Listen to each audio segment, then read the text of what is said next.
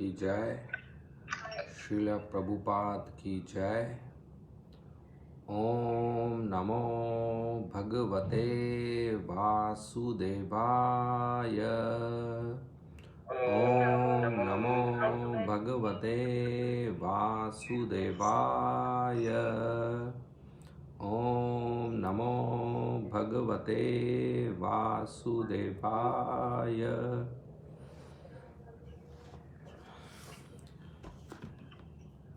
Okay, तो मेरे पास अभी हिंदी में भागवतम नहीं है, तो मैं श्लोक इंग्लिश में पढ़ूंगा, फिर क्लास इंग्लिश हिंदी में करेंगे।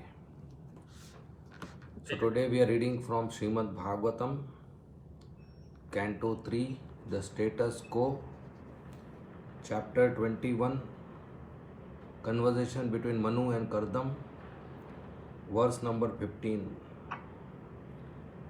तथा सचाहं परिवोढु काम समानशीलां ग्रमेदधेनु उपैवान्मूलम् अशेषमूलं दुराशयकामदुघाङ्घ्रिपस्य. Translation and purport by Srila Prabhupada. Translation. Therefore, desiring to marry a girl of like disposition, who may prove to be a veritable cow of plenty in my married life, to satisfy my lustful desire, I too have sought the shelter of your lotus feet, which are the source of everything, for you are like a desire tree. Purport by Srila Prabhupada. In spite of his condemning persons who approach the Lord for material advantages, Kardam Muni expressed his material inability and desire before the Lord by saying, although I know that nothing material should be asked from you, I nevertheless desire to marry a girl of like disposition.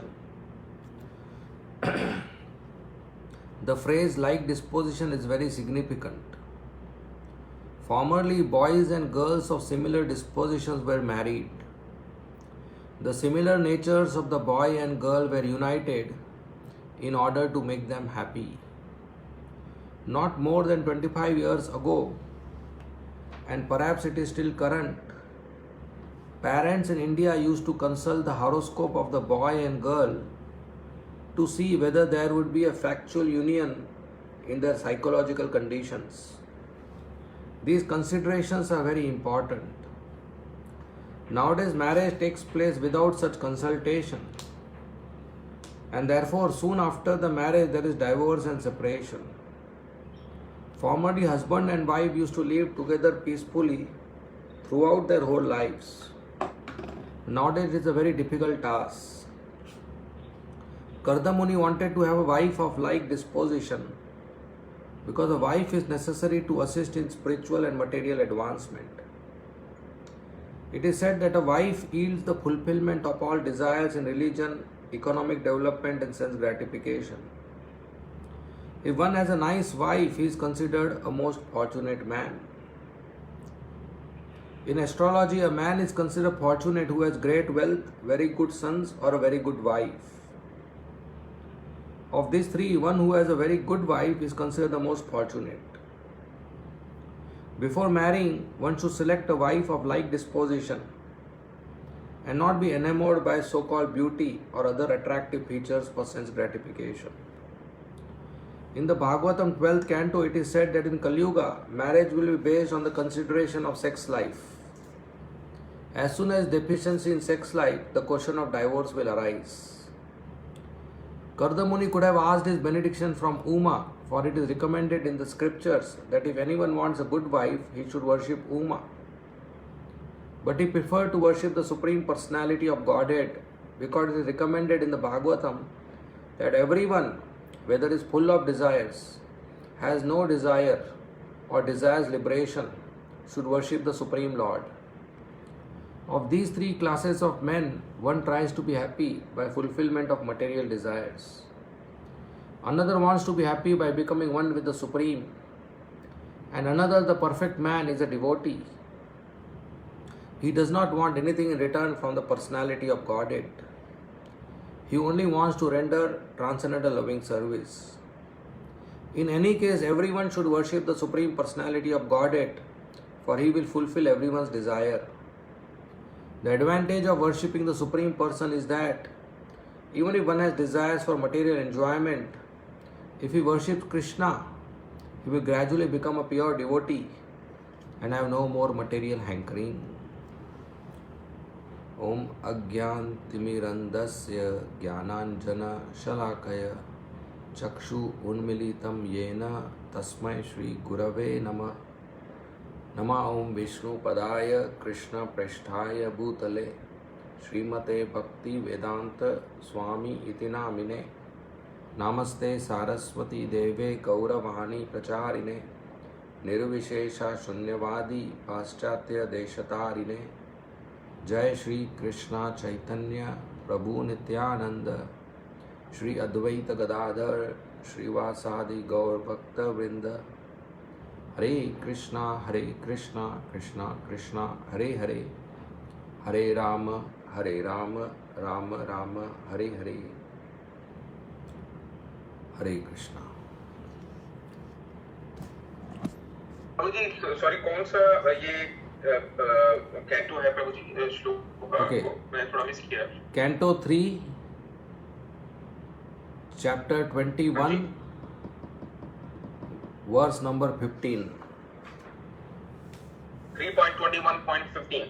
Yes. Thank you प्रभु जी. हरे कृष्णा.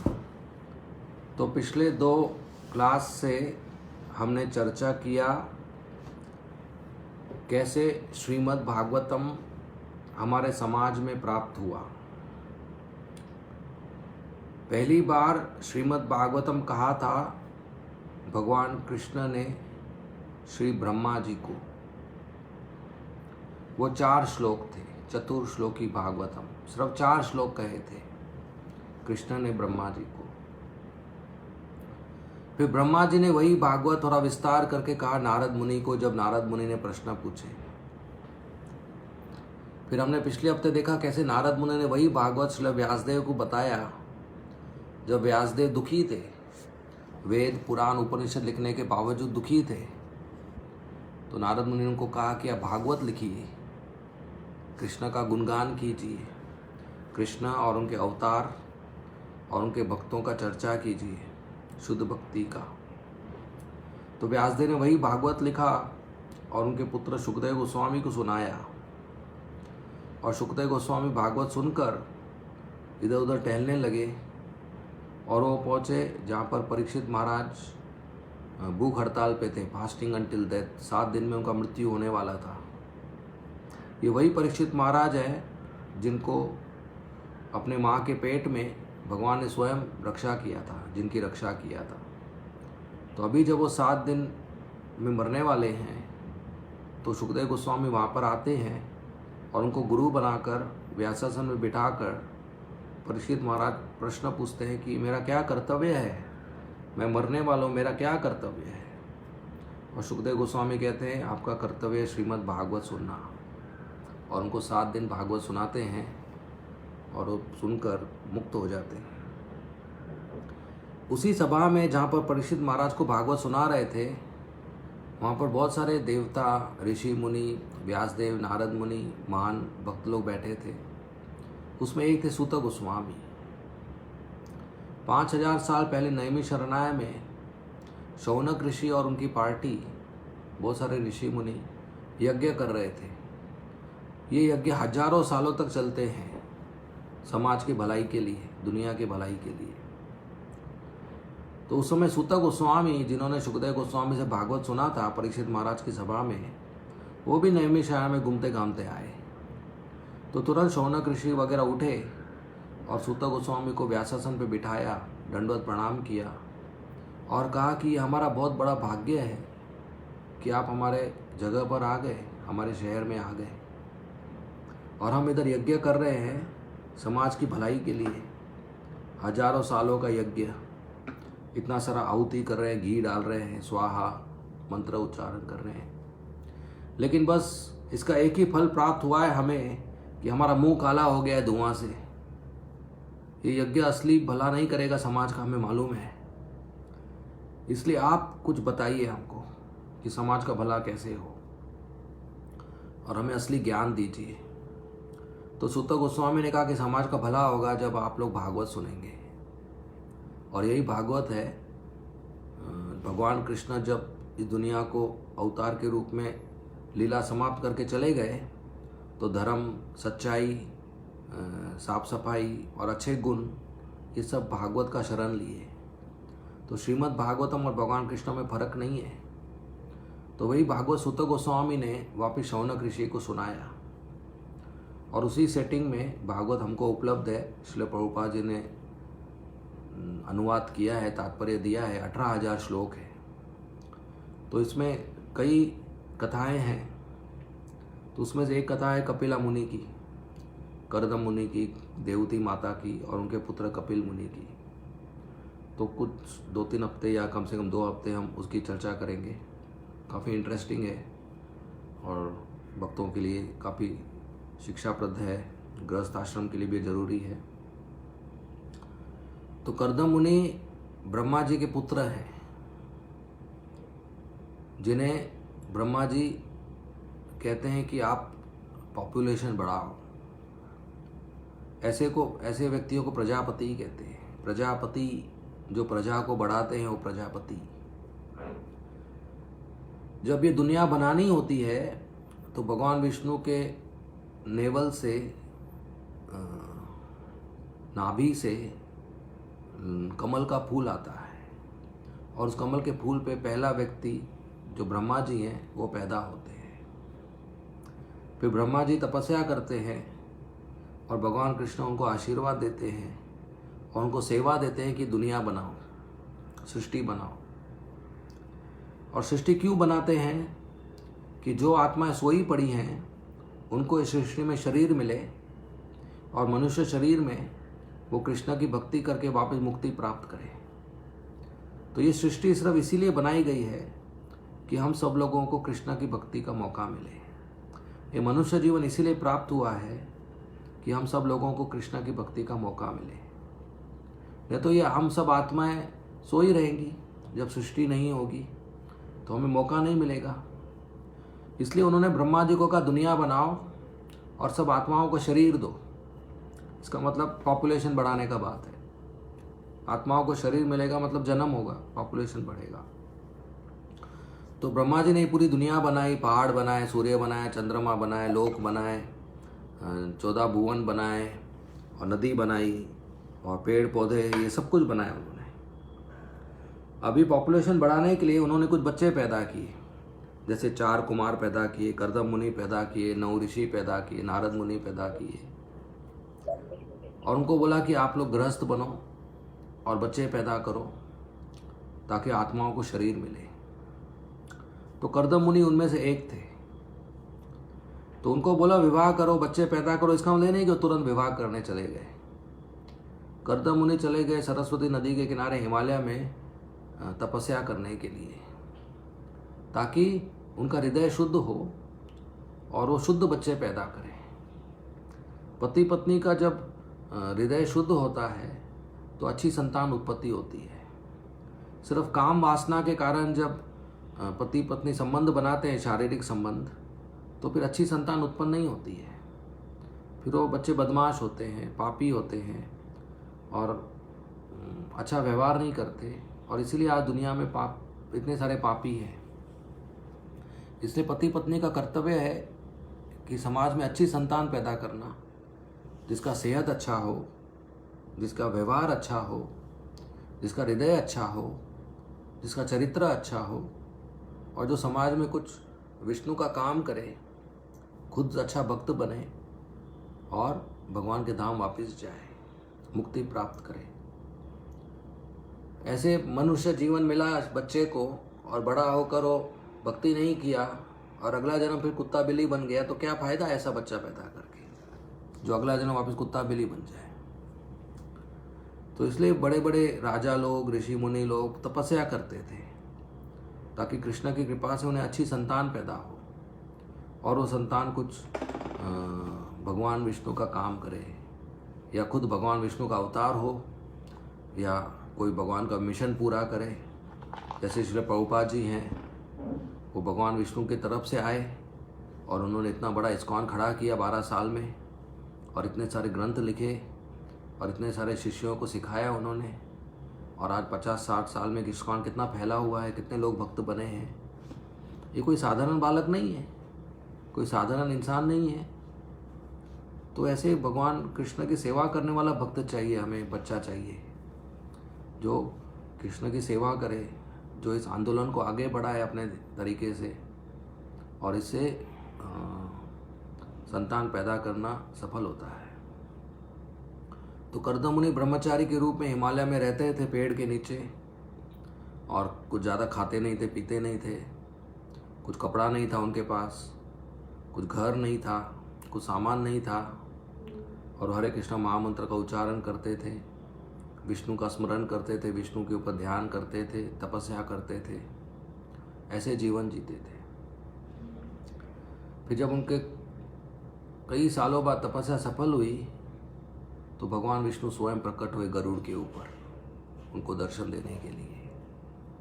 पीला धोती पहने, 4 हाथ हैं, शंख चक्र गदा पद्म है, और सोने का मुकुट है, और मोर पंख है, और सुंदर सी स्माइल है, लाल होठ हैं, सफ़ेद दांत हैं, और चौड़ा छाती है, पतली कमर है, कौस्तुभ मणि और वैजंती माला पहने हैं, कमल जैसे उनके चरण और हाथ हैं, कमल जैसे उनकी नाभि है, कमल जैसे उनके नयन हैं।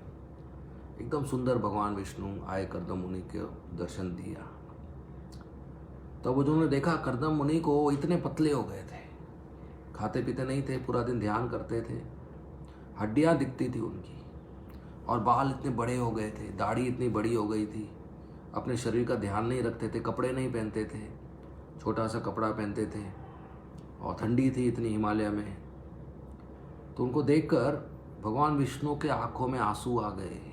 सोचिए कितनी तपस्या की उन्होंने कि भगवान विष्णु के आंखों में आंसू आ गए, और वो आंसू जमा हो गए एक जगह पर, और वो जगह बन गया बिंदु सरोवर। आज भी है बिंदु सरोवर। तो कर्दम मुनि दंडवत प्रणाम किए, बहुत खुश हो गए, उनके आंखों में आंसू आ गया, इतना प्रेम है उनको भगवान कृष्ण के प्रति, भगवान विष्णु के प्रति। उन्होंने हाथ जोड़कर उनको प्रार्थना की कि आप तो तीनों गुणों के परे हो, दिव्य हो, आप ये पूरी दुनिया बनाते हो, आपके लिए खेल है, और आप सब जीवों को पालन करते हो, और सब जीव आपके संतान हैं, और ये दुनिया जीव की कर्म भूमि है, जो जीव इधर कर्म बंधन में फंस जाता है, और सिर्फ आपके चरणों की सेवा करने से ही हम कर्म बंधन से छूट सकते हैं। इसलिए हर जीव का कर्तव्य है कि आपसे सिर्फ भक्ति की याचना करे, और सिर्फ भक्ति अपने जीवन का उद्देश्य बनाए। फिर उन्होंने कहा कि मेरी इच्छा है एक सूटेबल वाइफ, एक ठीक सी पत्नी चाहिए मुझे, जो मेरे घर को संभाले, इसके लिए मैं आपकी प्रार्थना कर रहा हूँ। हालांकि कर्दम मुनि कहते हैं कि आपसे कुछ मांगना नहीं चाहिए, क्योंकि आपने सब कुछ दिया है, हमें सिर्फ शुद्ध भक्ति करना है। फिर भी वो पत्नी मांगते हैं, हमको समझाते हैं कि अगर कुछ मांगना भी है तो भगवान से मांगना चाहिए, और किसी से मांगने की जरूरत नहीं है। जैसे हस्बैंड वाइफ होते हैं घर में, और पत्नी को कुछ चाहिए तो पति से मांगना चाहिए, कुछ साड़ी चाहिए, कुछ गहने चाहिए। अगर नहीं मांगा तो अच्छा है, पति एनीवे सप्लाई करता है, क्यों उसको डिस्टर्ब करना।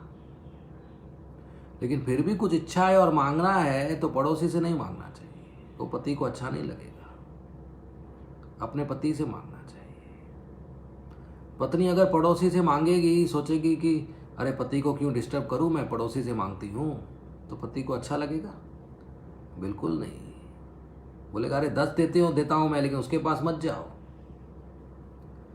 तो पति को डिस्टर्ब नहीं किया तो अच्छी बात है, लेकिन डिस्टर्ब करना है तो पड़ोसी को मत करो। उसी तरह कृष्ण से नहीं मांगा, अच्छी बात है, वो एनीवे दे रहे हैं। उन्होंने फल दिया, फ्रूट दिया, अन्न दिया, पानी दिया, आकाश दिया, चंद्रमा दिया, सूर्य दिया, ये शरीर दिया, धरती दिया, अग्नि दिया, सब कुछ तो भगवान ने दिया है। जब हम पैदा हुए तो दूध दिया हमको माँ के पेट छाती में, तो भगवान से मांगने की जरूरत नहीं है। लेकिन अगर फिर भी मांगना है तो और किसी के पास मत जाइए। शिव जी, ब्रह्मा जी, इंद्रा, चंद्रा, वरुण, वायु, दुर्गा, गणेश या सरकार या पड़ोसी नहीं, कृष्णा से मांगिए और खुशी खुशी देंगे। तो कर्दम मुनि हमको सिखा रहे हैं कि अगर मांगना ही है तो भगवान से मांगना चाहिए और किसी से मांगने की जरूरत नहीं है।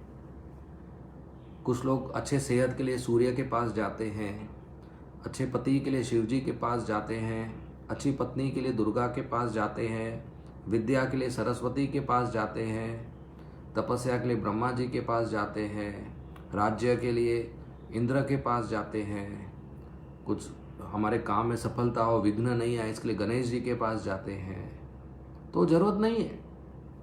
हम कृष्ण के अंश हैं, हम कृष्ण के दास हैं। हम इंद्र, चंद्र, वरुण, वायु, ब्रह्मा, शिव, गणेश, दुर्गा के दास नहीं है या उनके अंश नहीं है। हमारा जो नेचुरल संबंध है वो कृष्ण के साथ है। वे हमारे पति हैं, वे परमात्मा है, वो हमारे हृदय में विराजमान है, वो हमारे मालिक हैं। तो कुछ मांगना है तो उनको मांगना चाहिए, किसी और के पास नहीं जाना चाहिए और उनकी सेवा करना चाहिए। उनकी सेवा करते तो बाकी सब देवी देवताओं की सेवा हो जाती है, बाकी सब लोगों की सेवा हो जाती है। जैसे एक पेड़ को पानी चाहिए तो हम क्या करेंगे, एक जग में पानी लेंगे और एक चम्मच लेंगे और पेड़ पे चढ़ जाएंगे और हर पत्ते को एक एक चम्मच पानी देंगे? नहीं, हम पूरा बकेट पानी पेड़ के जड़ में डाल देंगे, पूरे पेड़ को अपने आप पानी प्राप्त हो जाएगा। हर पत्ते को थोड़ा थोड़ा पानी देने की जरूरत नहीं है। उसी तरह 33 करोड़ देवता है, सबको पूजा करने की, सबको अगरबत्ती और दिया दिखाने की जरूरत नहीं है। उन सब 33 करोड़ देवता है, पूरे दुनिया है, पूरे ब्रह्मांड का जो जड़ है वो भगवान कृष्ण है। ईश्वरा परम कृष्ण सच्चिद आनंद विग्रह अनादिर आदिर गोविंद सर्व कारण कारणम। भगवान कृष्ण जड़ है इस दुनिया के, तो उनकी हम सेवा करेंगे तो सबकी सेवा अपने आप हो जाएगी, पूरे ब्रह्मांड का जरूरत पूरा हो जाएगा। यही एक तरीका है अपना कर्तव्य निभाने का। हर पत्ते को हम पानी दे नहीं सकते, हमारा कैपेसिटी नहीं है और वो सही तरीका भी नहीं है। हर पत्ते को पानी देंगे फिर भी वो पेड़ खत्म हो जाएगा। जैसे शरीर में बहुत सारे अंग है, हाथ है, कान है, नाक है, पैर है, सबको शक्ति चाहिए, सबको एनर्जी चाहिए। तो हम क्या करेंगे, हम हर भाग में खाना डालेंगे, दाल डालेंगे कान में, लस्सी डालेंगे नाक में, रोटी डालेंगे आँख में, सब्जी डालेंगे हाथ पैर में? नहीं, पेट में डालेंगे। पेट में खाना डालेंगे, अपने आप पूरे शरीर को प्राप्त हो जाएगा। अलग से हर शरीर के भाग को खिलाना नहीं है। तो उसी तरह संसार का पेट है भगवान कृष्ण, उनकी हम सेवा करेंगे तो सबकी सेवा हो जाएगी। हम सबको खुश नहीं कर सकते। अगर आपके जितने भी दोस्त, रिश्तेदार, परिवार वाले हैं, सबको खुश करने का प्रयत्न करेंगे तो एक चीज होगा, क्या होगा, आप दुखी हो जाएंगे, क्योंकि सबको खुश नहीं कर सकते।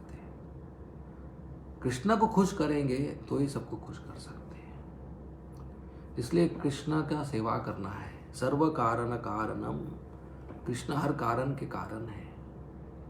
जीवेर स्वरूप है कृष्णेर नित्य दास, हम उनके दास हैं, नित्य दास, हम उनके अंश हैं। तो इसलिए इस्कॉन में हम सिखा रहे हैं कृष्ण की सेवा करना। हम ये नहीं सिखा रहे हैं कि बाकी लोगों का अपमान करना या देवी देवताओं का अपमान करना।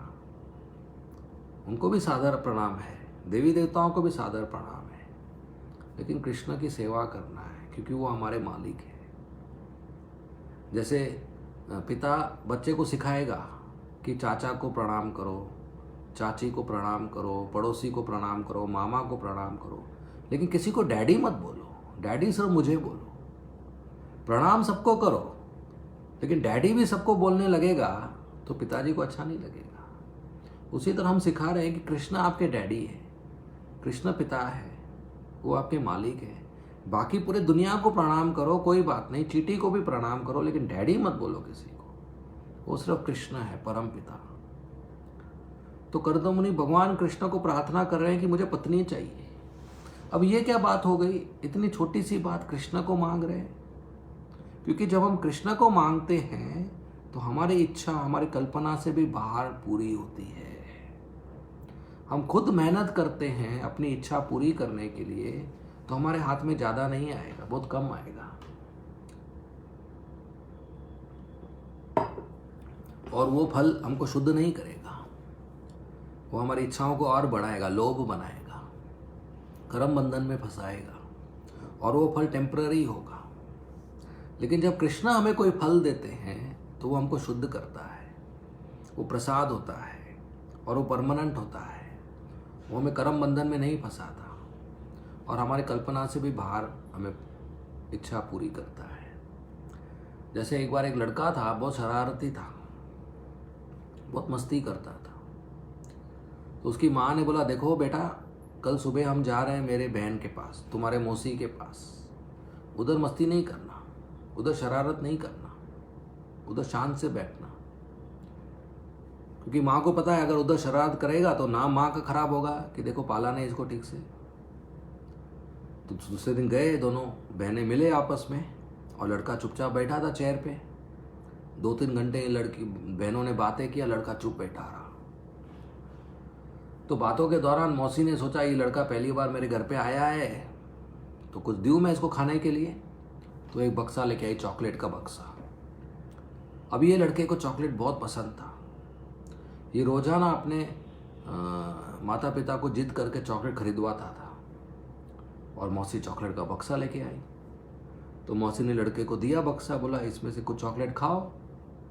लड़के ने कहा नहीं चाहिए। मौसी ने कहा अरे पहली बार मेरे घर पे आया है, खाओ। बोला नहीं चाहिए। बोला अरे भूखा होगा, 1-1.5 घंटे से बैठा है, खाओ। बोला नहीं चाहिए। बोला बच्चों को तो चॉकलेट पसंद है, कुछ तो खाओ। बोला नहीं चाहिए। 10-15 बार बोला मौसी ने, खाओ खाओ खाओ। लड़के ने नहीं खाया चॉकलेट, हालांकि चॉकलेट इतना पसंद था। वो चुपचाप बैठा था। तो जब दोनों का मुलाकात खत्म हुआ, लड़का और माता वापस जा रहे थे, तो मौसी को बुरा लगा कि ये कुछ भी खा के नहीं जा रहा है। तो मौसी ने अपने हाथ से बॉक्स में से चॉकलेट निकाले और लड़के के जेब में डाल दिए, शर्ट के जेब में। बोला जाओ घर पे खाना। फिर लड़का और माँ जब रोड पे जा रहे थे वापस घर पे, तो वो एक एक चॉकलेट निकाल के खोल के खा रहा है। तो लड़की की माँ हैरान हो गई। बोला तू इतना शरारती है और तुझे चॉकलेट इतना पसंद है, और मेरी बहन ने 10-15 बार बोला चॉकलेट खा चॉकलेट खा चॉकलेट खा, खाया क्यों नहीं? और अभी तो खा रहा है, ऐसा क्यों? तो लड़के ने कहा माँ मेरा हाथ छोटा है, अगर मैं अपने हाथ से लेता तो बहुत कम आता, लेकिन जब मैंने मना किया तो मौसी ने अपने हाथ से दिया, देखो कितना आया, क्योंकि मौसी का हाथ बड़ा है। देखिए है ना बुद्धिमान लड़का। तो उसी तरह ये दुनिया जो है पूरी, ये एक चॉकलेट का बॉक्स है। किसका है? हमारा नहीं है, कृष्ण का है। और अगर हम अपने हाथ से कुछ दुनिया से सामान खींचेंगे तो बहुत थोड़ा आएगा, क्योंकि हमारे हाथ छोटे हैं, लंबे भी नहीं है। लेकिन अगर आप दोनों हाथ जोड़कर कृष्ण के पास खड़े हो जाएंगे और वो अपने हाथ से इस बॉक्स में हाथ डालकर हमारे जेब में डालेंगे, तो हमारे हाथ में, हमारे जेब में ज्यादा आएगा, क्योंकि कृष्ण का हाथ बड़ा है। और ये सही बात है, कृष्ण का हाथ बड़ा है। लास्ट टाइम जब मैं न्यूजीलैंड आया था, उसके पहले मैं फिजी में था। तो फिजी में हम एयरपोर्ट से जब जा रहे थे मंदिर की तरफ, तो मैंने भक्त को बोला कि किसी दुकान पर रोको, कुछ पानी की बोतल खरीदने हैं मुझे, क्योंकि रूम में होना चाहिए पानी, कभी प्यास लगता है, बोतल होने चाहिए कुछ। कभी रूम के बाहर निकले वॉकिंग के लिए तो बैग में बोतल लेके जाता हूँ मैं हमेशा। तो एक सुपरमार्केट दुकान था, हम गए, मैं 2 लीटर के 2 बोतल लिए और कुछ फल और गाजर लिए मैं, और उधर स्ट्रॉबेरी था, स्ट्रॉबेरी लिया। तो पूरे फिजी देश में एक भी सैफरन में व्यक्ति नहीं है। It's a rare thing. तो सुपरमार्केट हम पे कर रहे थे, मालिक आ गया, वो मुझे देखा सैफरन कपड़े में, हैरान हो गया।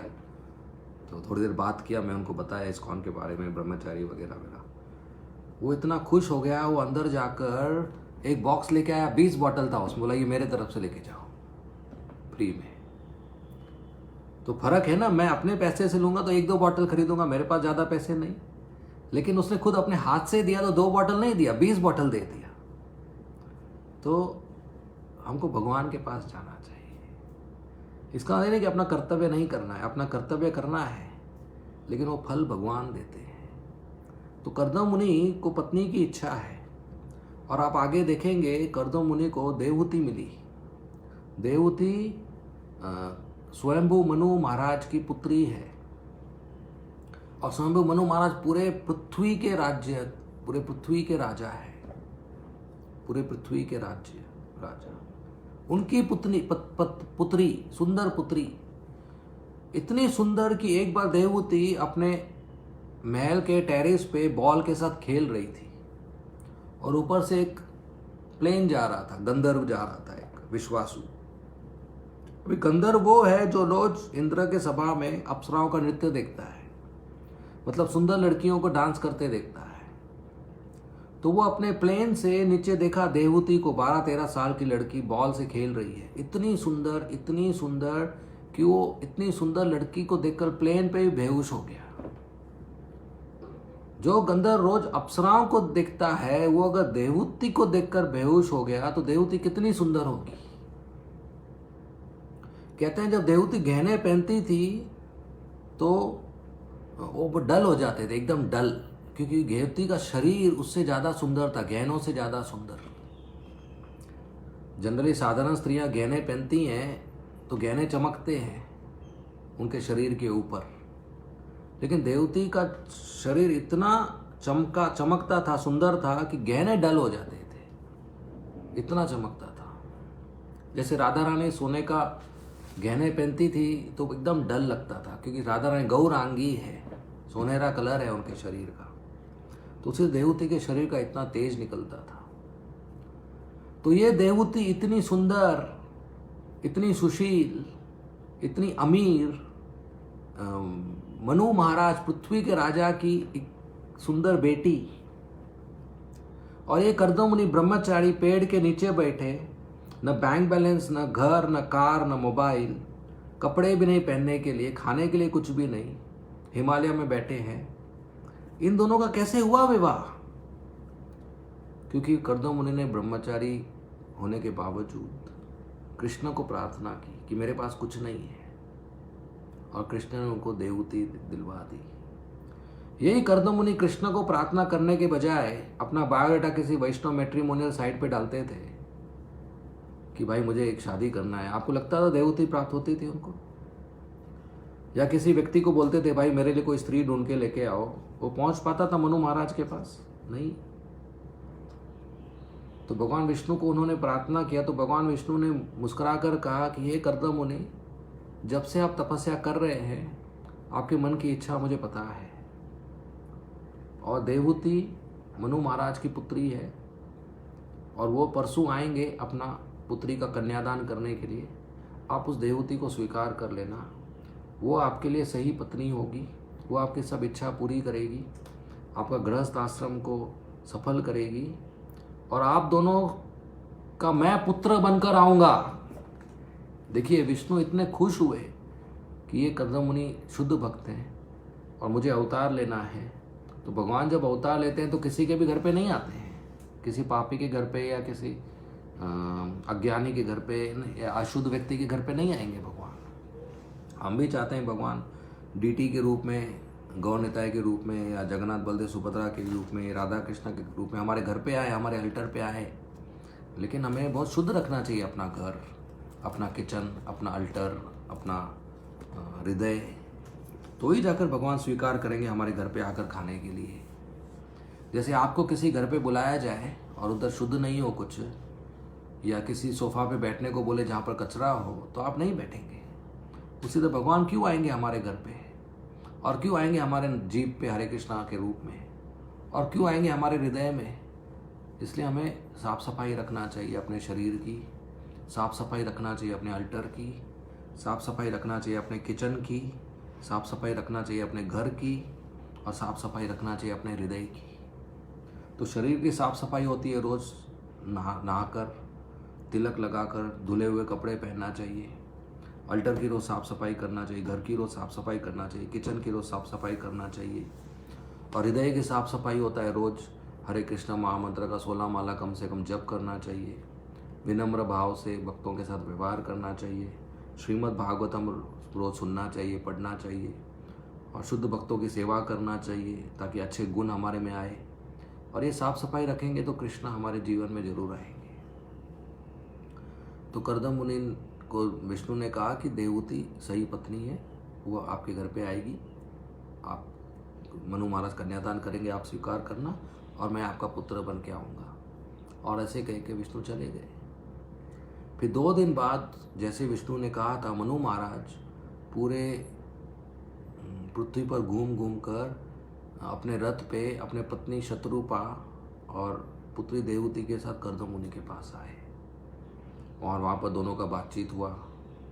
अभी कर्दम मुनि को मालूम है मेरे ससुर है, फिर भी उन्होंने उसको गुरु के रूप में ज्ञान दिया, क्योंकि ये साधु का कर्तव्य है, ब्राह्मण का कर्तव्य है कि क्षत्रिय को ज्ञान देना। तो मनु महाराज क्षत्रिय के रूप में उनसे ज्ञान हासिल किए। फिर मनु महाराज ने हाथ जोड़कर कहा कि मेरी बेटी देवहूति है, वो उतानापाद और प्रियव्रत की बहन है, बहुत सुंदर है, बहुत सुशील है, और मैं उसका कन्यादान करना चाहता हूँ, आप उसको स्वीकार कीजिए। देखिए आजकल सोचते हैं कि बेटी उसी को देना चाहिए जो अमीर है, और लड़की वही लेना चाहिए जो सुंदर है, लेकिन ऐसा नहीं है। अमीर और सुंदरता सिर्फ तरीका नहीं है जानने का। ऐसे तो हॉरोस्कोप देखा जाता है, कुंडली देखा जाता है कि दोनों कंपैटिबल है क्या नहीं, लेकिन लड़के का चरित्र ज़्यादा जरूरी है। सिर्फ अमीर देखना जरूरी नहीं है। और अगर लड़का शुद्ध भक्त हो तो जो भी उसकी पत्नी बनेगी वो तो हमेशा 100% मुक्त हो जाएगी, क्योंकि पति का भक्ति जो भी पति करता है, पत्नी को ऐसे ही फ्री में मिल जाता है आधा।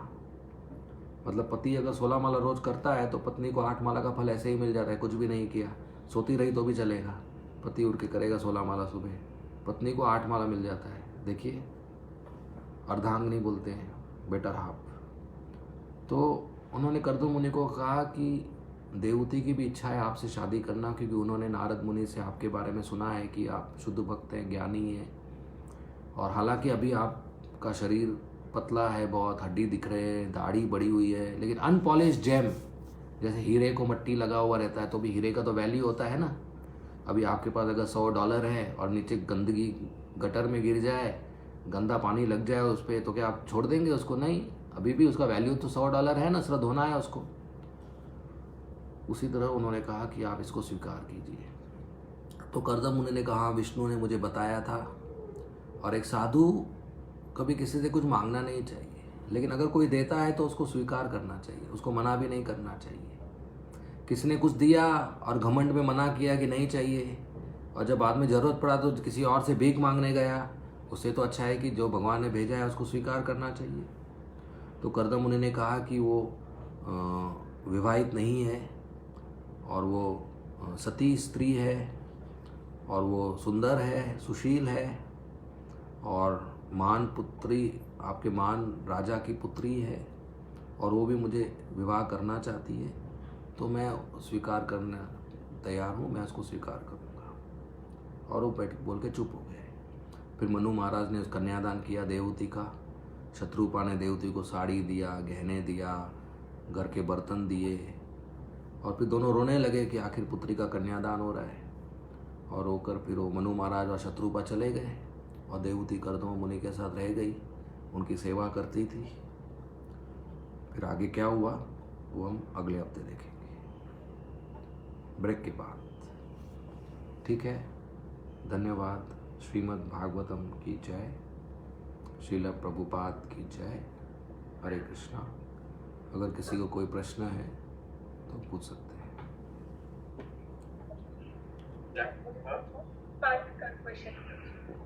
प्रभु जी हाँ पार्थ बोलो।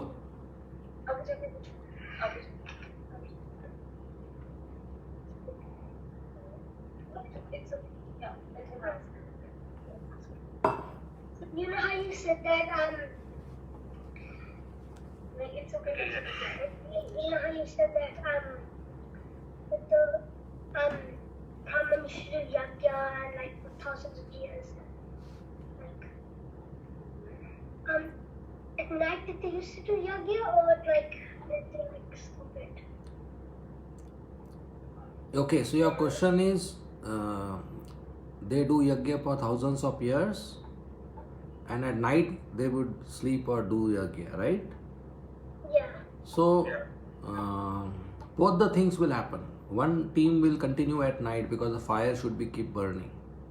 Oh, that's a nice question. But the main activity would be done in the daytime. Like when we do 24-hour kirtan in the temple, then one party continues soft chanting in the temple at night. But the main kirtan happens in the daytime, right? So the fire should keep burning, so somebody would keep pouring ghee and mantras. So some would be awake. Okay? Like in some factories, production should happen 24 hours. So some team keeps working. Okay, cool. Okay, Parth? और कोई प्रश्न? Prabhuji, I've got a question. हाँ. Thank you so much, Prabhuji, first of all, for Bhagavatam class. हरे कृष्ण. जैसे आपने प्रभुजी beginning में ये बताया कि जो भगवान ने ब्रह्मा जी को चतुर्श्लोकी भागवत सबसे पहले सुनाई थी 4 श्लोकों के अंदर। तो मेरा प्रश्न ये है कि ये जो बेसिकली ये क्या वही ये ज्ञान है जैसे जब ब्रह्मा जी तप कर रहे थे तो तप के बाद जब उनको जो है भगवान के दर्शन होते हैं तो ये वही ज्ञान है चतुर्श्लोकी भागवत? हाँ वही है, वही है। ब्रह्मा जी ने प्रश्न पूछे थे तो उस प्रश्न के उत्तर में 4 श्लोक बताए थे, वही भागवत है चतुर्श्लोक। ठीक है प्रभु जी। और एक और प्रश्न था जैसे भागवत में हम सुनते हैं कि जो मनु महाराज है और जो उनकी पत्नी शत्रुपा है तो वो प्लीज करेक्ट मी प्रभु जी अगर इफ आई एम रॉन्ग, तो वो उन दोनों का एक ही समय जन्म हुआ था ब्रह्मा जी के द्वारा। ब्रह्मा जी ने उनको जन्म दिया था बट वो दोनों हस्बैंड एंड वाइफ के फॉर्म में पैदा हुए थे, भाई बहन नहीं थे। वो ब्रह्मा जी से उनकी उत्पत्ति पति पत्नी के ही रूप में हुई थी। तो मेरा प्रश्न ये था कि जब ब्रह्मा जी सक्षम हैं मतलब पति पत्नी को की उत्पत्ति के लिए तो फिर मतलब जब तो फिर उन्होंने कर्दम मुनि को क्यों अलग से मतलब कर्दम मुनि और देवहूति माता जी भी तो as a couple Brahma ji से उनकी उत्पत्ति हो सकती थी। हाँ, लेकिन एक प्रोसेस भी स्टार्ट करना था ना कि आगे गृहस्थ आश्रम में मनुष्य समाज में बच्चे पैदा होते रहे और ये साइकिल चलता रहे। ब्रह्मा जी का काम सिर्फ अपना काम नहीं करना है, इस सृष्टि को आगे भी बढ़ाना है, तो एक प्रोसेस भी चालू करना था। तो उन्होंने एक प्रोसेस चालू करवाया कि लड़के पैदा किए कि आप लोग तपस्या करके एक उदाहरण प्रस्तुत करो कि बच्चे कैसे पैदा करने चाहिए ताकि समाज चलता रहे। ठीक है। प्रभु जी मेरा एक क्वेश्चन था जैसे कि अब हम जैसे हमारे बच्चे हैं कृष्णा कॉन्शियस फिलोसफी में जैसे बड़े हो रहे हैं और जैसे कि हमें बहुत कुछ पता है कि जैसे साइंस की जो बातें हैं जो आजकल हम पढ़ते हैं वो अक्सर झूठ है। जैसे साइंस में ये बोला जाता है they make us believe that कि जो अर्थ है वो रिवॉल्व करती है around the sun but actually it's other way around. And also जैसे कि no one has ever landed on the moon, जैसे कि हमें we are made to believe that in science। तो अब जैसे हमारे बच्चे हैं उनको अच्छी तरह ये चीजें पता है बट कल को अगर मान लो आगे जाकर वो साइंस स्ट्रीम लेते हैं या फिर आगे साइंस में जाते हैं but they know it but at the same time they have to write what is false। तो फिर हम अपने बच्चों को कैसे जो है इस चीज में समझा सकते हैं और कैसे उनको हम जो है मतलब राइट करें प्रभु जी? हाँ, तो ये जो मॉडर्न एजुकेशन है ना साइंस का, ये सब 200 साल पुराना है हाँ जी प्रभु जी। और समाज करोड़ों साल पुराना है। तो करोड़ों साल से बिना इस ज्ञान की दुनिया में सब कुछ चल रहा था। अभी ये नया ज्ञान आया है और अभी इतना प्रोमिनेंट हो गया है वो कि इसके बिना, इसके डिग्री के बिना या साइंटिस्ट के बोलने के बिना हमको कुछ विश्वास नहीं होता है। तो हमें बच्चों को ये ज्ञान देने की ज़रूरत नहीं है, उनको सिर्फ भागवत सिखाने की ज़रूरत है। लेकिन फिर भी अगर हम ऐसे स्थिति में नहीं है, उनको दोनों ज्ञान देने पड़ रहे हैं, तो हमें उनको समझाना चाहिए कि ये सिर्फ करियर के लिए है, इसमें बहुत सारा चीज़ सच नहीं है, ये बहुत सारा चीज़ अभी तक रिसर्च हो रहा है, हमें असली ज्ञान भागवत से मिलता है और उसी को हमें फॉलो करना चाहिए। तो ये कॉम्प्रोमाइज़ है, तो हमको समझाना चाहिए उनको।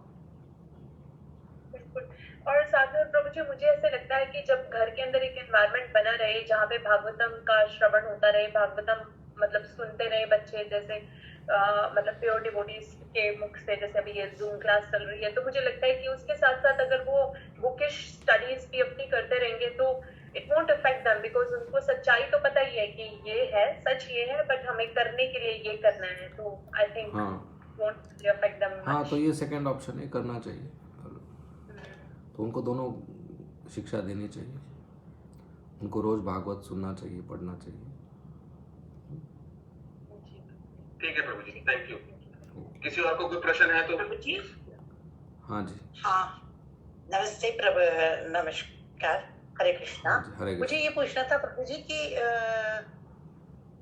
ऐसा बोलते हैं कि जब जितने संतों का मैंने सुनी है भागवत, वो ऐसा कहते हैं कि हम लोग 33 कोटि उच्चारण न करें, 33 कोटि उच्चारण करें, 33 करोड़ देवी देवताओं का उच्चारण नहीं करें। तो आपका क्या मत है इसमें? मैं नहीं समझा, उच्चारण क्या करना है? 33 कोटि बोलना चाहिए हमको, 33 करोड़ ये बोलना गलत है ऐसा, क्योंकि उसका कोटि, वो जो हमारे संस्कृत में कोटि शब्द है वो उसका मीनिंग अलग है, और लोग इन जनरल करोड़ों का मीनिंग लगा लेते हैं, तो वो उच्चारण हमने नहीं करना चाहिए। नहीं, कोटि मतलब कैटेगरी। तो आप, हाँ करोड़, हाँ कोटि, राइट, कोटि मतलब कैटेगरी बोलना चाहिए, करोड़ नहीं बोलना चाहिए। नहीं, दोनों है। सिर्फ 33 देवताएं नहीं है। आपको क्या लगता है कि स्वर्ग में सिर्फ 33 लोग हैं, बाकी लोग नहीं है? 33 करोड़ वर्ड हमको नहीं यूज करना, नहीं यूज करना चाहिए, कोई बात नहीं। शास्त्र बोलो तो कैटेगरी है उनकी। तो मैं वही बता रहा हूँ, आपका कहना है कि स्वर्ग में सिर्फ 33 लोग हैं, बाकी खाली है पूरा। हाँ, मेरा कहना नहीं है प्रभु जी। नहीं, अभी जो आप कह रहे हैं उसकी बात कर रहा हूँ मैं, कि नहीं हमने सुना है तो नहीं, तो मैं वही बता रहा हूँ आपको कि मैंने आपको सिर्फ कंफर्म करने के लिए ये किया। हाँ, कोटि शब्द इस्तेमाल होता है कैटेगरी के लिए, और कोटि शब्द इस्तेमाल होता है करोड़ के लिए। और स्वर्ग और बाकी जो लोग हैं ऊपर, उसमें करोड़ों करोड़ देवताएं हैं। 33 मेन है जिनका नाम लिया जाता है, लेकिन सिर्फ 33 नहीं है, करोड़ों करोड़ों है। हाँ, वही मुझे कहना है, हम वो 33 कोटि ही यूज करें, 33 करोड़ नहीं, 33 करोड़ भी बोल सकते हैं, जहाँ तक सुना है इस तरह से बात। तो दोनों बोल सकते हैं, 33 करोड़ भी बोल सकते हैं, कोई बात नहीं। पर ऐसा बोला जाता है तो हमारी संस्कृति को लोग एक्सेप्ट करते हैं ना। क्या एक्सेप्ट करते हैं? ये ठीक है, ये क्या है, इतने 33 करोड़ देवी देवता होते हैं क्या? है ना, होते नहीं है। अभी हमारे एक पृथ्वी पर कितना जनसंख्या है अभी मनुष्यों की? करोड़ों लोग हैं ना। हाँ, मनुष्यों की तो है। तो इंद्रलोक में करोड़ों लोग नहीं है, सिर्फ 33 लोग हैं। ना, मेरा मतलब उद्देश्य ये है गुरुजी कि ये मुझे कहना कि हम क्या यूज करें, 33 कोटि वर्ड यूज करें कि करोड़ यूज करें? दोनों यूज कर सकते हैं। अच्छा, थैंक यू। 33 करोड़ देवता हैं। हरे कृष्णा। हाँ, ठीक है, नेक्स्ट क्वेश्चन। हरे कृष्णा प्रभु जी। हरे कृष्णा। दंडवत प्रणाम प्रभु जी। प्रभु जी, मेरा एक प्रश्न है, जैसे आपने बोला कि ब्रह्मा जी ने आत्माओं को शरीर दिया ताकि सृष्टि की रचना हो सके, तो उससे पहले आत्माएं कहाँ पे रहती थी? तो जब देखिए सृष्टि का रचना होता है, फिर विनाश होता है, फिर रचना होता है, फिर विनाश होता है, ये साइकिल चलते रहता है। तो जो बीच में विनाश रहता है ना, तो सब आत्माएं महाविष्णु के शरीर में आराम करते हैं, सुसुप्त बोलते हैं उसको, सोए रहते हैं, अनकॉन्शियस रहते हैं। फिर जब ब्रह्मा जी दुनिया बनाते हैं तो एक एक आत्मा को शरीर प्राप्त होता है। ठीक है, thank you Prabhu. Hare Krishna.